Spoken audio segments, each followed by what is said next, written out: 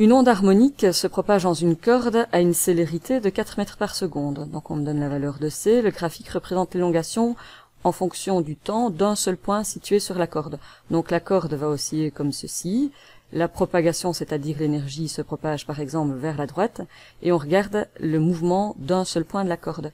Et donc on a effectivement une élongation, c'est-à-dire ce point-ci va reproduire le mouvement de la source, donc effectuer juste un mouvement vertical d'oscillation, et ce mouvement en fonction du temps est représenté par un graphique. Donc l'amplitude vaut 8 cm, et le point part de sa position d'équilibre, descend, revient par sa position d'équilibre, remonte et puis revient à sa position de départ.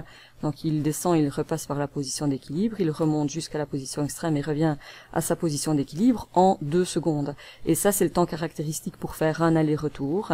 Il s'agit donc de la période. Que vaut la longueur d'onde? On connaît la célérité, on connaît la période.